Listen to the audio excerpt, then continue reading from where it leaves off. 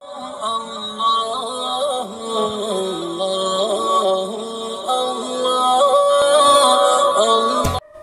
بالله من الشيطان الرجيم. بسم الله الرحمن الرحيم. وإذ قلنا للملائكة اسجدوا لآدم فسجدوا إلا إبليس أبى واستكبر وكان من الكافرين. وقلنا يا آدم اسكن أنت وزوجك الجنة وكلا منها رغدا حيث شئتما ولا تقربا هذه الشجرة فتكونا من الظالمين. فأزلهما الشيطان عنها فأخرجهما مما كانا فيه وقلنا اهبطوا بعضكم لبعض عدو ولكم في الأرض مستقر ومتاع إلى حين. فتلقى آدم من ربه كلمات فتاب عليه إنه هو التواب الرحيم. قلنا اهبطوا منها جميعا فإما يأتينكم مني هدى فمن تبع هداي فلا خوف عليهم ولا هم يحزنون. والذين كفروا وكذبوا بآياتنا أولئك أصحاب النار هم فيها خالدون. میرے محترم بھائیو، بزرگوں اور دوستو، قرآن کریم کی یہ آیتیں جو تلاوت کی گئیں، ان آیات کے اندر اللہ تعالیٰ نے حضرت آدم علیہ السلام کے مقام کو، ان کے مرتبے کو بیان کیا ہے۔ اس سے پہلی والی آیات میں اللہ تعالیٰ نے حضرت آدم علیہ السلام کو پیدا کرنے کا جو ارادہ فرمایا تھا اور اس کا اظہار کیا تھا فرشتوں کے سامنے، زمین کی خلافت اور زمین کی نیابت دینے کا، تو اس وقت فرشتوں نے کہا تھا کہ اے مالک، کیا آپ ایک ایسی مخلوق کو پیدا کرنا چاہتے ہیں جو زمین میں فساد کرے؟ اللہ تعالیٰ نے ارشاد فرمایا کہ اے فرشتوں، جو میں جانتا ہوں وہ تم نہیں جانتے۔ اللہ تعالیٰ نے حضرت آدم علیہ السلام کو پیدا کیا اور ان کے مقام اور ان کے مرتبے کو کھلم کھلا علی الاعلانیہ اس کا اظہار کرنا چاہا، اور تمام فرشتوں کو اللہ تعالیٰ نے یہ بتلانا چاہا کہ اے فرشتوں، دیکھو یہ ہے آدم کا مقام اور ان کا مرتبہ۔ تو اللہ تعالیٰ نے اسی کا تذکرہ کیا ہے ان آیات کے اندر۔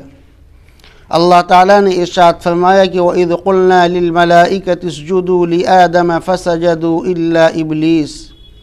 کہ ہم نے جب کہا فرشتوں سے کہ آدم کو سجدہ کرو تو تمام کے تمام فرشتے سجدے میں چلے گئے، الا ابلیس، سوائے ابلیس کے۔ سجدہ ایک یہ بہت بڑی عبادت ہے۔ اللہ کے نبی صلی اللہ علیہ وسلم کے زمانے سے پہلے سجدہ تعظیمی کا وہی حکم تھا جو آج ہمارے معاشرے کے اندر، ہمارے سماج کے اندر سلام اور مصافح اور معانقہ اور گلے ملنا جو اس کی حیثیت ہے، وہی حیثیت پچھلی شریعتوں کے اندر سجدہ تعظیمی کی ہوا کرتی تھی۔ اگر سجدہ کرنا ہے تو اللہ کو کرو، اگر رکوع کرنا ہے تو اللہ کے لیے کرو۔ یا ایھا الذین آمنوا ارکعوا واسجدوا واعبدوا ربکم وافعلوا الخیر لعلکم تفلحون، اے وہ لوگ جو ایمان لائے ہو، ارکعوا واسجدوا واعبدوا ربکم،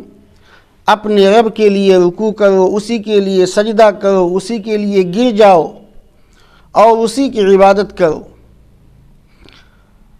حضرت سعد بن قیس رضی اللہ عنہ ایک مشہور صحابی ہیں، امام الانبیاء حضرت محمد مصطفیٰ صلی اللہ علیہ وسلم کے پاس آتے ہیں اور کہتے ہیں کہ اے اللہ کے نبی، اے میرے پیارے آقا، میں مقام حرا سے آیا ہوں۔ میں نے وہاں کے رہنے والوں کو، وہاں کے باشندوں کو، وہاں کی عوام کو میں نے دیکھا ہے کہ وہ اپنے چودھریوں کے سامنے، اپنے ذمہ داروں کے سامنے، اپنے بادشاہوں کے سامنے وہ سجدہ کرتے ہیں۔ تو اے اللہ کے نبی، آپ زیادہ اس بات کے مستحق ہیں کہ ہم لوگ آپ کو سجدہ کیا کریں۔ آپ صلی اللہ علیہ وسلم نے ارشاد فرمایا کہ نہیں، اگر میں کسی کو مخلوق میں مخلوق کو سجدہ کرنے کی اجازت دیتا تو میں ایک عورت کو حکم دیتا کہ وہ اپنے شوہر کو سجدہ کرے۔ یہ ہے شوہر کا مقام، یہ ہے شوہر کا مرتبہ۔ اللہ کے نبی صلی اللہ علیہ وسلم نے فرمایا کہ سب سے بڑا مقام اگر گھر کے اندر کسی کا ہے تو وہ شوہر کا مقام ہے۔ تو جب شوہر کے لیے سجدہ کرنے کی اجازت نہیں ہے تو دوسری مخلوقات کو، دوسرے لوگوں کو سجدہ کرنے کی اللہ تعالیٰ کیسے اجازت دے دے؟ اللہ تعالیٰ نے ارشاد فرمایا کہ وَإِذْ قُلْنَا لِلْمَلَائِكَةِ اسْجُدُوا لِآدَمَ، جب ہم نے فرشتوں سے کہا کہ آدم کو سجدہ کرو، تمام کے تمام فرشتے سجدے میں چلے گئے الا ابلیس، سوائے ابلیس کے۔ ابلیس کی خصلت کے اندر، اس کی عادت، اس کی طبیعت صرف اور صرف تمرد ہے، سرکشی ہے، اللہ کی نافرمانی ہے، اللہ سے بغاوت ہے۔ اس کی عادت کے اندر یہ چیز شامل ہے۔ فرشتوں کی عادت کے اندر یہ چیز ہے کہ سراپا اطاعت گزار، اللہ کے فرما بردار، اللہ کی بات کو ماننے والے۔ لیکن اللہ تعالیٰ نے حضرت آدم علیہ السلام کو جب پیدا کیا تو اللہ تعالیٰ نے دونوں چیزیں رکھیں۔ ایک طرف اچھائی بھی اللہ نے رکھی اور دوسری طرف برائی بھی رکھی۔ برا کام کرنے کی بھی صلاحیت ہے اس کے اندر اور اچھا کام کرنے کی بھی صلاحیت ہے اس کے اندر۔ اور اللہ تعالیٰ نے ارشاد فرمایا کہ جب یہ بندہ کوئی برائی کرے گا، کوئی گناہ کرے گا اور پھر اس کے بعد میں اللہ سے توبہ کر لے گا، اللہ سے لو لگا لے گا، اللہ کے سامنے ہاتھ اٹھا کر کے اپنے گناہ کا اور اپنے جرم کا اقرار کرے گا تو وہی اللہ اس کے گناہ کو معاف فرما دے گا۔ اللہ تعالیٰ نے ارشاد فرمایا کہ فسجدوا الا ابلیس، تمام کی تمام فرشتے سجدے میں چلے گئے سوائے ابلیس کے۔ ابلیس یہ معلم الملکوت تھا، فرشتوں کا استاد تھا، فرشتوں کو سبق دیا کرتا تھا اور ایسا عبادت گزار تھا کہ اس کا شمار بھی فرشتوں میں ہونے لگا تھا۔ ابا واستکبر وکان من الکافرین، اللہ تعالیٰ نے ارشاد فرمایا کہ اس نے انکار کیا اور تکبر کیا، اپنے عمل کے ذریعے سے، اپنے کام کے ذریعے سے اس نے تکبر کیا اور انکار کر دیا۔ اللہ تعالیٰ نے ارشاد فرمایا کہ وکان من الکافرین، یقیناً وہ کافروں میں سے تھا۔ ہمیں اور آپ کو سبق لینے کی ضرورت ہے کہ ایک سجدہ نہ کرنے کی وجہ سے ابلیس کو اللہ تعالیٰ نے کس طریقے سے ذلت و رسوائی کے گڑھے میں ڈھکیل دیا، ایک سجدہ نہ کرنے کی وجہ سے، ایک حکم کے نہ ماننے کی وجہ سے، جبکہ ابلیس فرشتوں کے ساتھ میں ایک وقت سے جنت کے اندر رہتا ہوا چلا آ رہا تھا، عبادت میں مشغول رہتا تھا، اللہ کی فرما برداری کرتا رہتا تھا، صرف ایک نہ حکم ماننے کی وجہ سے اللہ تعالیٰ نے راندہ درگاہ کر دیا، ذلت و رسوائی اس کا مقدر ہو گئی۔ ہم اور آپ صبح سے لے کر کے شام تک اور شام سے لے کر کے صبح تک اللہ کے کتنے حکموں کو نہیں مانتے ہیں میرے بھائی، اس کے باوجود بھی ہم مسلمان ہیں۔ مسلمانوں کی فہرست میں ہمارا نام لکھا ہے، نمازوں کو چھوڑ دیتے ہیں، روزوں کو چھوڑ دیتے ہیں، قرآن کی تلاوت کو چھوڑ دیتے ہیں، سے نفرت کرتے ہیں، لیکن پھر بھی ہمارا نام مسلمانوں کی فہرست کے اندر ہے۔ ایک حکم کے نہ ماننے کی وجہ سے اللہ تعالیٰ نے شیطان کو، جس نے سالہ سال تک عبادت کی تھی، اللہ تعالیٰ نے اس کی عبادت کو برباد کر دیا، ختم کر دیا، ملیا میٹ ہو گئی۔ آج ہم ہزاروں حکم اللہ کے چھوڑ رہے ہیں، لیکن ان سب کے باوجود ہم مسلمان ہیں۔ وَقُلْنَا يَا آدَمُ اسْكُنْ أَنْتَ وَزَوْجُكَ الْجَنَّةَ، اور ہم نے کہا کہ اے آدم تم اور تمہاری بیوی جنت کے اندر رہو۔ وَكُلَا مِنْهَا رَغَدًا حَيْثُ شِئْتُمَا، اور جنت میں سے جہاں سے دل چاہے وہاں سے کھاؤ، کھاؤ پیو گھومو ٹہلو، کوئی مناہدی نہیں، کوئی رکاوٹ نہیں، کوئی روکنے والا نہیں، کوئی پوچھنے والا نہیں۔ لیکن ہاں ایک بات یاد رکھنا کہ وَلَا تَقْرَبَا هَذِهِ الشَّجَرَةَ، کہ اس درخت کے قریب نہ جانا، فَتَكُونَا مِنَ الظَّالِمِينَ، ورنہ ظالموں میں سے ہو جاؤ گے۔ پھر وہی بات اللہ تعالیٰ نے دہرائی کہ ایک حکم کو نہ ماننے کی وجہ سے ابلیس کو اللہ تعالیٰ نے ذلیل اور رسوا کر دیا، اور حضرت آدم علیہ السلام کو جس چیز سے اللہ تعالیٰ نے منع کیا تھا، حضرت آدم علیہ السلام نے وہ عمل کر دیا، اللہ کی نافرمانی ہو گئی، اس درخت کے قریب چلے گئے، اور پھر اللہ تعالیٰ نے جو معاملہ ان کے ساتھ میں کیا ہے میرے بھائی صرف ایک حکم کو نہ ماننے کی وجہ سے۔ اسی طریقے سے اللہ تعالیٰ نے ہمیں اور آپ کو دنیا کے اندر بھیجا ہے، اور یہ بات ارشاد فرما دی اور بتلا دی کہ اس دنیا کے اندر تم ٹہلو، اس دنیا کے اندر تم گھومو، اس دنیا کے اندر چلو اور پھرو، رہو اور سہو، مکانات کو بناؤ، لیکن یاد رکھو کہ ان الدنیا خلقت لکم وانکم خلقتم للآخرہ، کہ ہم نے دنیا کو تمہارے لیے پیدا کیا ہے، ان ہواؤں کو تمہارے لیے پیدا کیا ہے، ان فضاؤں کو تمہارے لیے پیدا کیا ہے، اس سورج کو، اس چاند کو، اس زمین کو، یہ سب کے سب تمہارے لیے ہیں، کہکشائیں تمہارے لیے ہیں، لیکن تم کو اللہ تعالیٰ نے آخرت کے لیے پیدا کیا ہے۔ تم اس دنیا کے لیے پیدا نہیں کیے گئے، تم جنت کے لیے پیدا کیے گئے ہو، تم ہمیشہ رہنے والی نعمتوں کو، اس سے آرام اٹھانے کے لیے پیدا کیے گئے ہو۔ تم کو تو اللہ تعالیٰ نے یہاں پر ایک مدت تک کے لیے امتحان کے لیے بھیجا ہے۔ تو جس طریقے سے اللہ تعالیٰ نے حضرت آدم علیہ السلام کو منع کیا تھا کہ پوری جنت کے اندر ٹہلو گھومو کھاؤ پیو جہاں سے دل چاہے، لیکن اس درخت کے قریب نہ جانا، ایک حد اللہ تعالیٰ نے قائم کر دی تھی، ایسے ہی اللہ تعالیٰ نے ہمارے اور آپ کے لیے پوری دنیا کو ٹہلنے اور گھومنے اور آنے اور جانے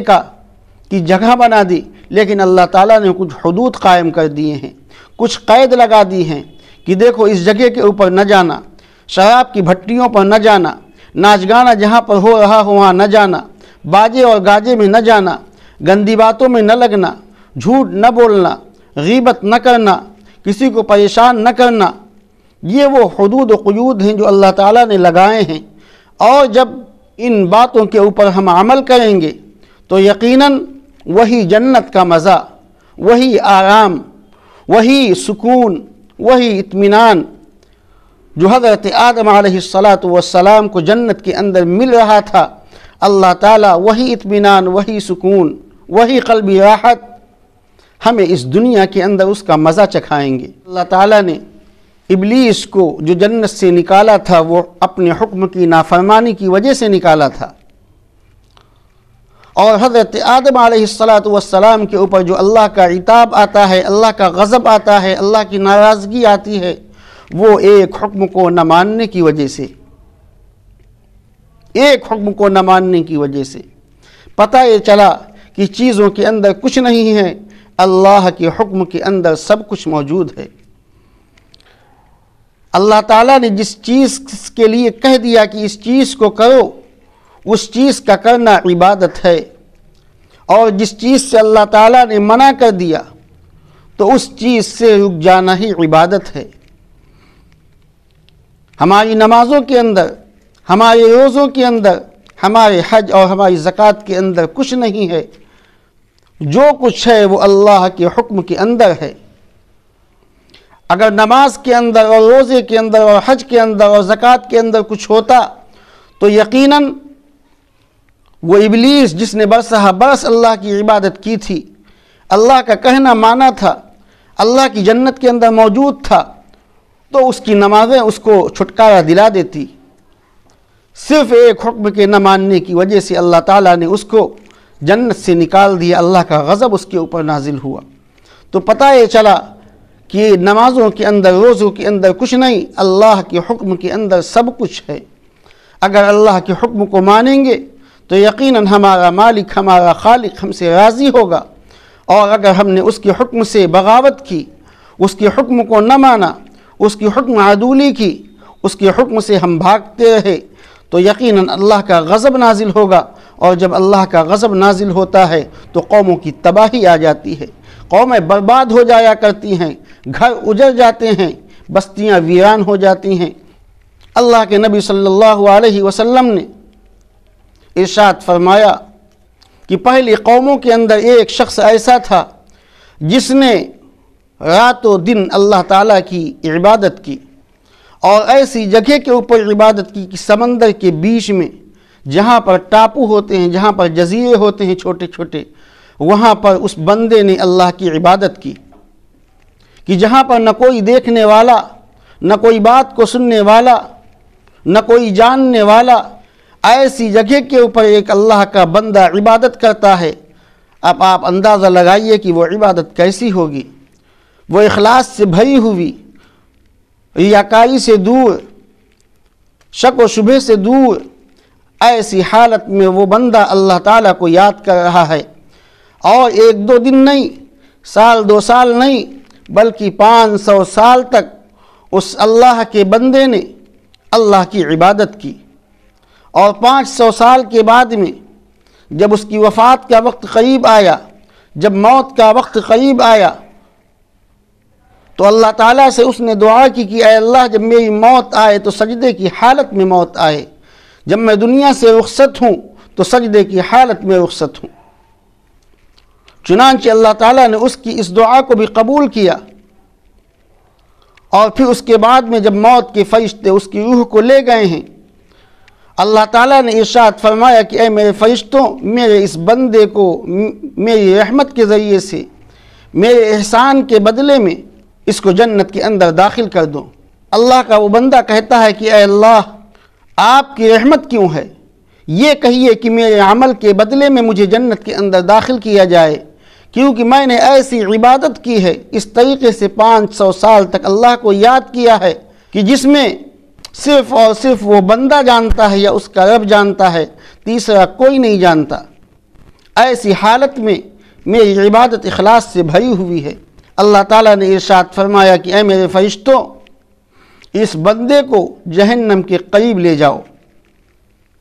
اور جہنم کے سے دور کھڑا کر دینا۔ چنانچہ فرشتے اس کو لے کر کے گئے اور جہنم سے دور اس کو کھڑا کر دیا، اور جب جہنم کی گرم ہوائیں، وہاں کی شدت، وہاں کی حرارت، وہاں کی گرمی جب اس کی طرف آتی تھی تو اس کے حلق کو سکھا رہی تھی، اس کا حلق سوکھ رہا ہے، اور وہ پانی کی طلب کر رہا ہے کہ اے اللہ پیاس لگ رہی ہے، سخت پیاس ہے۔ دست غیب سے فضا کے اندر دیکھتا ہے آسمان کی طرف تو ایک فرشتہ دکھائی دیتا ہے جس کے ہاتھ میں جگ ہے، گلاس ہے، پانی اس کے اندر بھرا ہوا ہے۔ یہ بندہ اس پانی کو لپکتا ہے کہ کاش ایک گلاس پانی مل جائے، حلق سوکھ رہا ہے۔ وہ فرشتہ آواز دیتا ہے کہ یہ پانی ایسے ہی نہیں مل سکتا۔ اس بندے نے پوچھا کہ بتائیے اس پانی کی کیا قیمت ہے؟ وہ فرشتہ کہتا ہے کہ اس پانی کی قیمت یہ ہے کہ 500 سال کی عبادت اگر تم ہم کو دے دو تو ایک گلاس پانی تم کو مل سکتا ہے۔ یہ بندہ 500 سال کی عبادت دینے کے لیے تیار ہو گیا، اور وہ پانی دینے کے لیے تیار ہو گیا۔ پانی پیا اس نے، 500 سال کی عبادت ختم۔ پھر اللہ کے پاس آتا ہے، اللہ تعالیٰ پوچھتے ہیں کہ بھائی کیا دیکھا، کیا دیکھ کر کے آئے؟ وہ اللہ کا بندہ کہتا ہے کہ اے اللہ جو 500 سال کی عبادت تھی، جو اخلاص سے بھری ہوئی تھی، وہ عبادت ختم ہو گئی۔ اللہ تعالیٰ نے ارشاد فرمایا کہ لے کے کیا آئے ہو؟ کہنے لگا کہ اے اللہ میرے پاس تو کچھ نہیں ہے سوائے آپ کی رحمت کے، اگر آپ اپنی رحمت فرما دیں گے، اپنا فضل فرما دیں گے، میرے اوپر احسان کر دیں گے، تب تو میرا جنت کے اندر داخلہ ہوگا۔ اللہ تعالیٰ نے ارشاد فرمایا کہ میرے اس بندے کو میرے فضل کی وجہ سے، میری رحمت کی وجہ سے جنت کے اندر داخل کر دو۔ اگر اللہ تعالیٰ تمام نعمتوں کا حساب لگانے کے اوپر اور لینے کے اوپر آ جائے تو میرے بھائی ہم حساب نہیں دے سکتے ہیں۔ جب صحابہ نے پوچھا کہ اے اللہ کے نبی، کیا آپ بھی اپنے عبادت کے ذریعے سے جنت کے اندر نہیں جائیں گے؟ تو آپ صلی اللہ علیہ وسلم نے ارشاد فرمایا کہ ہاں میرا بھی یہی حال ہوگا کہ جب تک کہ اللہ تعالیٰ اپنا فضل نہ فرمائے، اپنی رحمت میں مجھے ڈھانپ نہ لے، تو میں بھی جنت کے اندر داخل نہیں ہو پاؤں گا۔ یہ ہے اللہ کا معاملہ۔ تو اللہ کے بے فضل انعامات، اللہ کے بے فضل احسانات ہمارے اور آپ کے اوپر ہیں، ان احسانات کو ہم یاد کریں، ان احسانات کو ہم یاد کریں اور اللہ کے حق کو ادا کریں۔ نمازوں میں اللہ کو یاد کریں، قرآن کی تلاوت کریں، روزوں کو رکھیں، اللہ سے حمد و مناجات کریں، اللہ سے باتیں کریں، اپنے رب کو راضی کریں، اسی کی طرف لپکیں۔ فَفِرُّوا إِلَى اللَّهِ إِنِّي لَكُم مِّنْهُ نَذِيرٌ مُّبِينٌ، اللہ کی طرف دوڑو، اللہ کی طرف لپکو، یقیناً وہی تمہاری دعاؤں کو قبول کرنے والا ہے۔ فَأَزَلَّهُمَا الشَّيْطَانُ، پھر شیطان نے ان دونوں کو بہکا دیا۔ فَأَخْرَجَهُمَا مِمَّا كَانَ فِيهِ، اللہ تعالیٰ نے ان دونوں کو اس سے نکال دیا جس میں وہ تھے، یعنی جنت سے نکال دیا، حضرت آدم کو اور حضرت حوا کو، اور بتلایا کہ اے آدم، جنت وہ جگہ ہے، جنت وہ پاکیزہ جگہ ہے جو فرما برداروں کے لیے ہے، جنت اطاعت شعاروں کے لیے ہے، جنت بات کو ماننے والوں کے لیے ہے، جنت اللہ کی فرما برداری کرنے والوں کے لیے ہے، لہذا تم نے ایسا گناہ کیا ہے، ایسا گناہ کیا ہے کہ اب تم جنت میں رہنے کے لائق نہیں رہے۔ اللہ تعالیٰ نے جنت سے نکال دیا اور فرمایا کہ یہ جنت گنہگاروں کے لیے نہیں ہے۔ مما کان فی وقلنا اہبطوا بعضکم لبعض عدو، یہاں سے نکل جاؤ، تم ایک دوسرے کے دشمن ہو۔ وَلَكُمْ فِي الْأَرْضِ مُسْتَقَرٌّ وَمَتَاعٌ إِلَىٰ حِينٍ، اور تمہارے لیے دنیا کے اندر ایک ٹھکانہ ہے اور وہاں سے فائدہ اٹھاؤ ایک مدت تک، یعنی جب وہ مدت پوری ہو جائے گی، جب تمہاری عمر مکمل ہو جائے گی تو یقیناً اس دنیا کو بھی تمہیں چھوڑنا ہے۔ حضرت آدم علیہ السلام کو اللہ تعالیٰ نے دنیا کے اندر اتار دیا۔ فَتَلَقَّىٰ آدَمُ مِن رَبِّهِ كَلِمَاتٍ فَتَابَ عَلَيْهِ، اس گناہ کے اوپر حضرت آدم علیہ السلام 80 سال تک روتے رہے ہیں،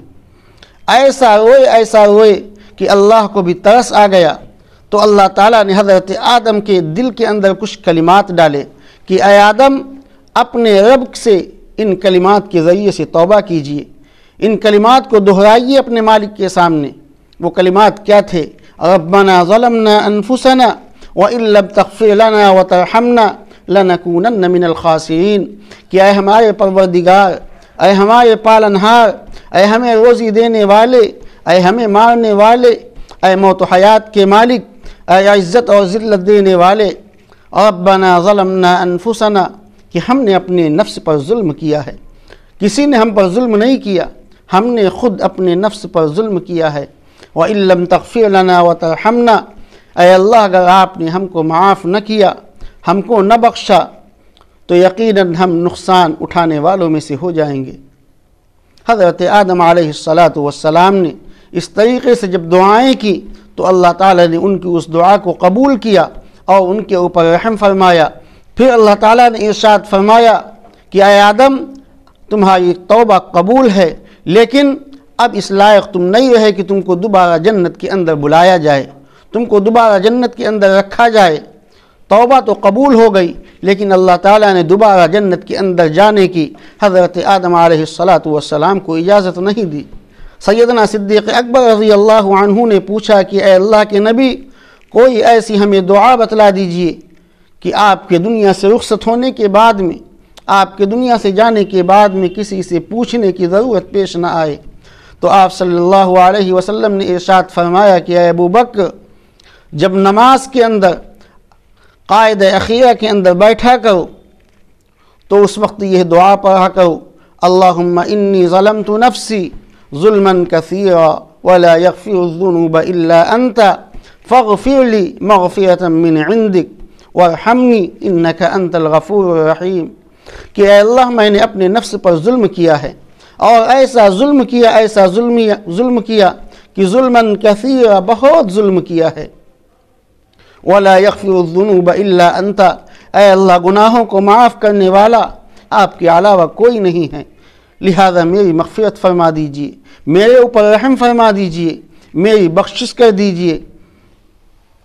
اس طریقے سے اللہ کے نبی صلی اللہ علیہ وسلم نے ہمیں اور آپ کو طریقہ بتلایا ہے کہ اس طریقے سے اللہ سے مانگو۔ اے آدم، تم سب کے سب زمین میں اتر جاؤ، زمین میں چلے جاؤ، فَإِمَّا يَأْتِيَنَّكُم مِّنِّي هُدًى، اب اگر مجھ کو خوش کرنا چاہتے ہو، میری رضا چاہتے ہو، میری خوشنودی چاہتے ہو، مجھے راضی کرنا چاہتے ہو، تو ایک نسخہ میں بتاتا ہوں، ایک دوا میں دیتا ہوں، ایک بات میں بتلاتا ہوں، وہ یہ کہ میری جانب سے اگر کوئی ہدایت آئے، میری جانب سے اگر کوئی اچھی بات آئے، پیغمبر اگر تمہارے پاس آئیں، فَمَن تَبِعَ هُدَايَ فَلَا خَوْفٌ عَلَيْهِمْ، تو جو شخص میری ہدایت کی پیروی کرے گا، جو شخص میری بات کو مانے گا، جو شخص میری اطاعت اور فرما برداری کرے گا، جو شخص میرے بتلائے ہوئے راستے کو اپنائے گا، جو شخص میرے نبی کی سنتوں کو اپنی زندگیوں کے اندر لائے گا، تو یقیناً ایسے لوگوں کے اوپر فلا خوف علیہم ولا هم یحزنون، نہ کوئی خوف ہوگا نہ وہ غمگین ہوں گے۔ اے آدم، اگر تم اللہ کی رضا چاہتے ہو تو یہ کام کرنا، فلا خوف علیہم ولا هم یحزنون والذین کفروا وکذبوا بآیاتنا، اور یقیناً جن لوگوں نے کفر کیا، اللہ کی اطاعت سے منہ موڑا، اللہ کی بات کو نہ مانا، نبیوں کی باتوں کو ٹھکرا دیا اور ان کی لائی ہوئی نشانیوں کی تکذیب کی، اولئک اصحاب النار، یہی وہ لوگ ہیں جو جہنم میں جائیں گے، ہم فیہا خالدون، اور یہ اس میں ہمیشہ ہمیشہ رہیں گے۔ اللہ تعالیٰ نے جو ہمیں اور آپ کو حکم دیے ہیں ان احکامات کے اوپر ہم عمل کریں۔ ایک غلطی کی وجہ سے انسان جنت میں پہنچنے کے بعد میں بھی دنیا کے اندر بھیج دیا جاتا ہے، صرف ایک غلطی کی بنیاد کے اوپر۔ آج ہم مسلمان کتنی غلطیاں کر رہے ہیں، کتنے گناہ کر رہے ہیں، اور پھر بھی ہم چاہتے ہیں کہ ہمیں عزت مل جائے، پھر بھی ہم چاہتے ہیں کہ ہمیں بلندی مل جائے، پھر بھی ہم چاہتے ہیں کہ ہمیں شوکت مل جائے، پھر ہم چاہتے ہیں کہ ہمیں روزی مل جائے، پھر ہم چاہتے ہیں کہ ہمیں کوئی عہدہ مل جائے۔ میرے بھائی، کیسے مل سکتا ہے؟ آقا انعامدار امام الانبیاء حضرت محمد مصطفیٰ صلی اللہ علیہ وسلم نے اور قرآن پاک نے ہماری اور آپ کی اس طرف رہنمائی کی ہے کہ اگر عزت چاہتے ہو، شان و شوکت چاہتے ہو، اور دولت چاہتے ہو، شہرت چاہتے ہو، تو اللہ کو راضی کر لو، اور یقیناً وہی تمہیں عزت دینے والا ہے، وہی تمہیں بلندی دینے والا ہے، وہی تمہیں منصب اور عہدہ دینے والا ہے، اور وہی سب کچھ دینے والا ہے۔ شیطان تمہارا کھلا ہوا دشمن ہے۔ ایک وہ دشمن ہے جس کے سلسلے میں ہمارے گھر والوں نے یہ بات کہی تھی کہ یہ تمہارا دشمن ہے۔ ہم اس دشمن سے کتنا ہوشیار رہتے ہیں، ہر وقت اس سے چوکنا رہتے ہیں کہ کہیں ہمارے اوپر حملہ نہ کر دے، کہیں ہمارے اوپر وار نہ کر دے۔ لیکن ایک دشمن وہ ہے جو میرے بھائی ہمارے ساتھ چلتا بھی ہے، ہمارے ساتھ کھاتا بھی ہے، ہمارے ساتھ اٹھتا اور بیٹھتا بھی ہے، ہمارے ساتھ سوتا اور جاگتا بھی ہے۔ ہم اس دشمن سے کتنا ہوشیار رہتے ہیں، ہم اس دشمن سے کتنا چوکنا رہتے ہیں، اور وہ دشمن ہے شیطان۔ ہم تو اس کو اپنے ساتھ ہر وقت لگائے رہتے ہیں، ہم تو اس کو اپنے گھر کے اندر جگہ دیے ہوئے ہیں، یہ ہمارے ساتھ کھاتا بھی ہے اور پیتا بھی ہے۔ تو اس دشمن سے ہوشیار رہنے کی ضرورت ہے۔ قرآن مجید کے اندر اللہ تعالیٰ نے ارشاد فرمایا کہ وَلَا تَتَّبِعُوا خُطُوَاتِ الشَّيْطَانِ، کہ اے لوگوں، شیطان کے نقش قدم پر مت چلو، یہ تمہارا کھلا ہوا دشمن ہے۔